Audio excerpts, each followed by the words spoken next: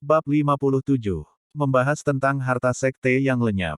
Setelah mendengar semua cerita Siba, Si Huan menyuruh salah satu dari mereka membawa Siba untuk diobati dan tetua pertama dengan suka hati membantu. Kakak, apakah kita percaya semua kata-kata tetua ketiga? Tanya Si Huan setelah Siba pergi. Kata-katanya itu jujur, tidak ada sedikit pun kebohongan dari ucapannya, dapat ku pastikan dari matanya. Tegas Si Zuan. Lalu bagaimana kita menghadapi masalah ini? Aku takut jika mereka kembali lagi. Balas Si Huan dengan jejak khawatir di wajahnya. Kamu tenanglah, aku akan langsung pergi untuk meminta tolong kepada orang-orang berjubah hitam. Mereka pasti akan langsung membantu kita karena ini masalah yang sangat serius dan kita tidak mampu menghadapinya. Ucap Si Zuan. Setelah berbicara dengan Si Huan tentang masalah yang akan mereka hadapi, Si Zuan langsung pergi untuk menemui orang-orang berjubah hitam ke ibu kota. Sedangkan Siba kini sedang menghasut tetua pertama untuk memberontak kepada Si Huan dan memberitahu orang-orang yang tidak suka terhadap kepemimpinan Si Huan, agar mereka ikut memberontak bersama kita. Tetua ketiga, aku masih pusing memikirkan ini, dari mana sebenarnya kamu mendapat ide gila seperti ini?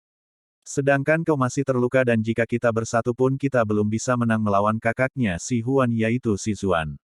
Ucap tetua pertama yang kini pusing, mungkin jika mereka memiliki kekuatan yang mendukung mereka di belakang maka ia akan setuju, karena tetua pertama juga sangat membenci Si Huan karena suatu masalah dulu. Kalau tentang itu kamu tenang saja, untuk melawan Si Zuan dan Si Huan nanti aku yang mengurus mereka. Balas Siba yang kini duduk lalu meminum pil pemulih tingkat raja. Beberapa saat tetua pertama tercengang melihat tetua ketiga langsung sembuh, ia ingin berteriak namun mulutnya langsung ditutup Siba. Tenanglah, jangan berteriak, nanti kita ketahuan dan juga kau bisa merasakan kekuatanku sekarang bukan? Ucap Siba yang kini mengeluarkan energi ki sedikit agar bisa dirasakan tetua pertama.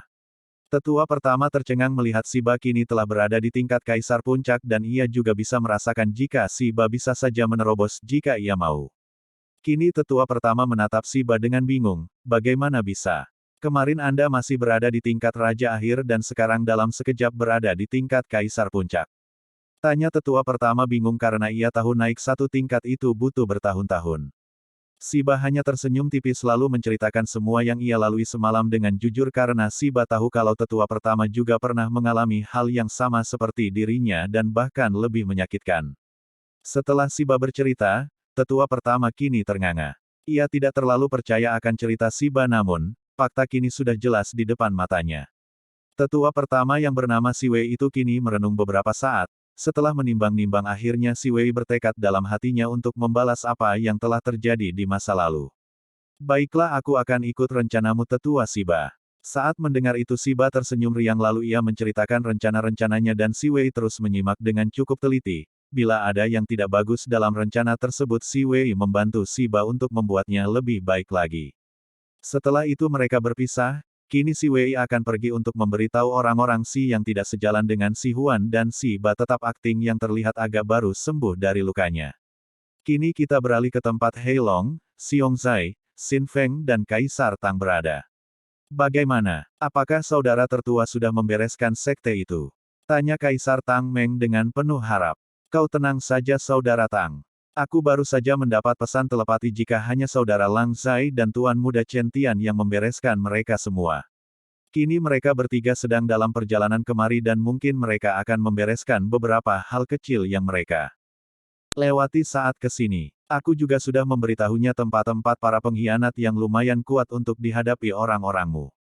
Mendengar penjelasan Hei Long kini Kaisar Tang Meng cukup puas karena ia mendapat informasi dari bayang-bayangnya dan Zhou Zhou di mana tempat-tempat orang berjubah hitam singgah dan menyusun rencana. Jadi dari itu Kaisar Tang Meng meminta bantuan Hei Long untuk memberitahu Long Yuan, Lang Zai dan Chen Tian untuk melewati tempat-tempat yang sudah ditunjukkan dan menghancurkan mereka. Baru saja mereka membicarakan tentang Long Yuan dan yang ikut bersamanya, kini seorang datang melapor ia tidak lain adalah Zhou Zhou. Yang mulai ya, dan saudara sekalian aku baru saja mendapat laporan jika saudara tertua baru saja memusnahkan sekte Gunung Angin beserta isinya lenyap habis seperti ditelan bumi. Mendengar laporan Zhou Zhou awalnya mereka senang, tapi mereka juga bingung apa yang dimaksud isinya lenyap. Saudara Zhou Zhou, apa maksudmu isinya lenyap? Tanya Hei Long secara langsung. Mendengar itu Zhou Zhou agak tersenyum pahit lalu berkata, semua harta di sana lenyap beserta cincin-cincin orang yang telah mati pun telah lenyap habis, tidak ada satu perunggu atau satu perak pun tersisa di sana. Mendengar itu mereka semua tercengang sebentar lalu mereka dengan cepat menyetabilkan diri agar wibawa mereka tidak hilang. Namun Zhou Zhou dapat melihat hal itu dan itu membuatnya terkekeh. Dia juga mengalami hal itu saat mendengarnya dari para bawahannya yang pintar dalam informasi.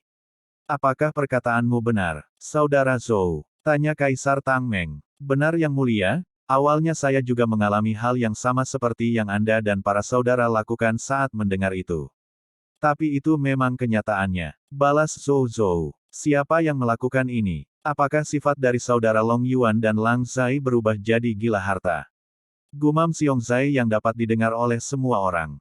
Saat memikirkan itu Zhou Zhou langsung berpendapat bahwa mungkin Tuan Muda Chen Tianlah yang melakukannya. Namun mereka semua yang mendengar itu menepis, mana mungkin Tuan Muda Chen Tian melakukan hal itu, sedangkan Tuan Muda Bai An sangat kaya akan hal sumber daya dan jika menginginkan uang ia tinggal menjual satu sumber daya yang tidak terlalu penting untuknya. Itu pun sumber daya tidak penting untuknya akan dihargai selangit oleh orang-orang alam fana.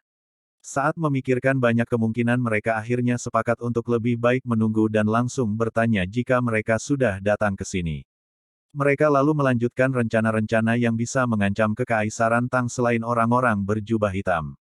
Bersambung. Bab 58. Sampai ke tempat Pixiu dan Huang Feng. Sebentar lagi kita akan sampai dan menunggu di perbatasan sungai.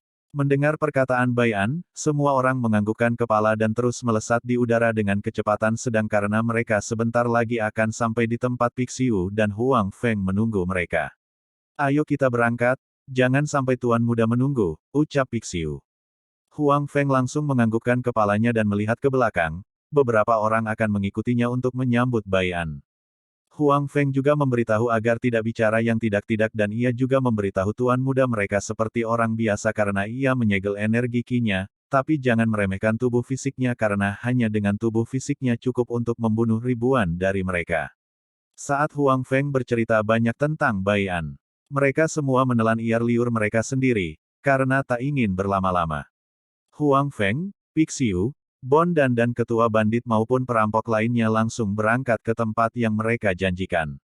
Saat Pixiu telah sampai ia menghela nafas karena Bai An belum sampai, ia takut jika Bai An sampai dan menunggu mereka. Jika itu terjadi maka ia akan malu pada dirinya sendiri karena tidak bisa menjalankan tugas dengan baik. Begitupun dengan Huang Feng, ia juga terlihat menghela nafas.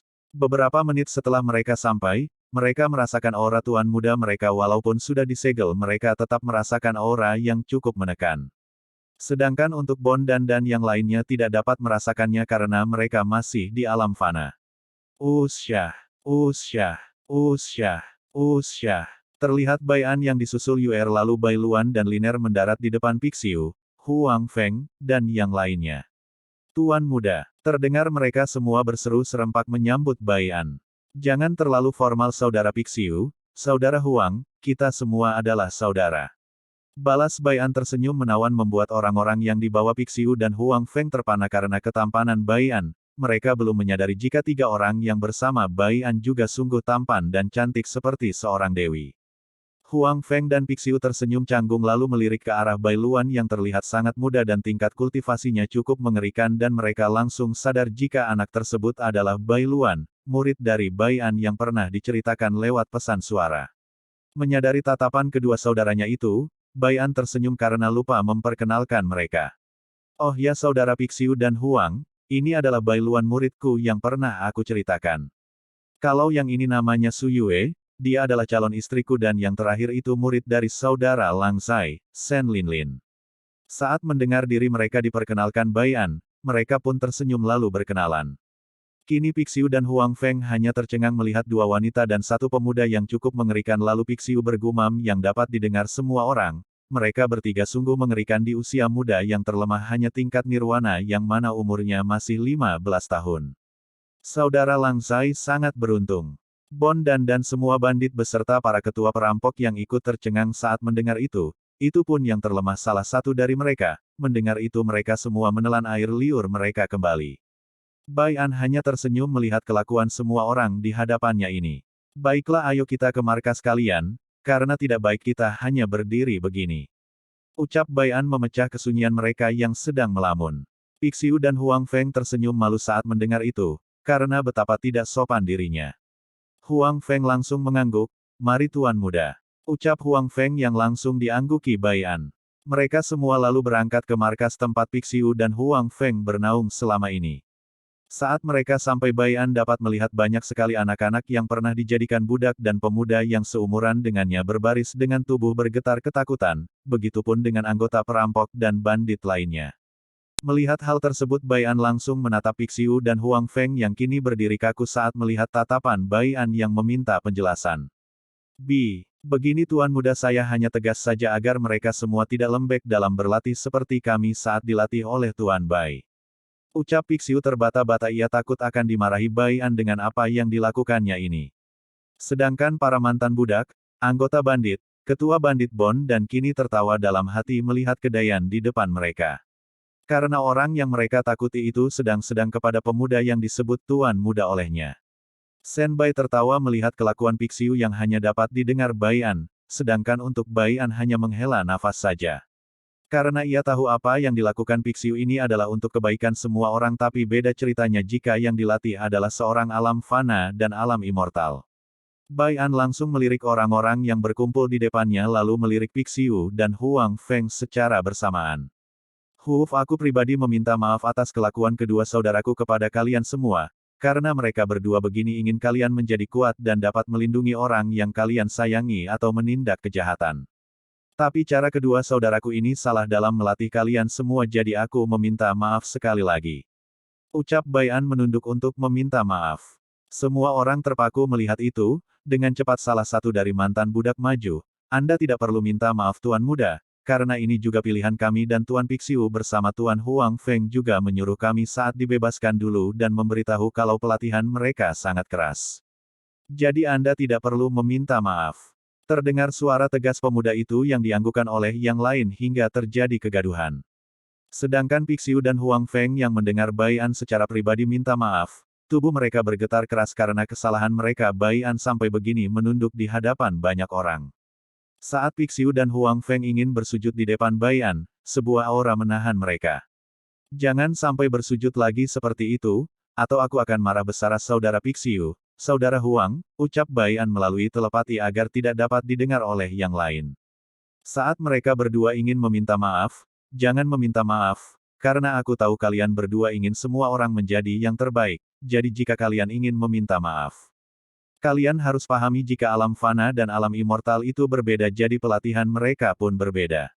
Baian menjeda kata-katanya lalu melirik orang-orang di depannya yang kini gaduh lalu menambahkan, jadi kalian berdua tahu apa yang kalian lakukan untuk latihan mereka kali ini.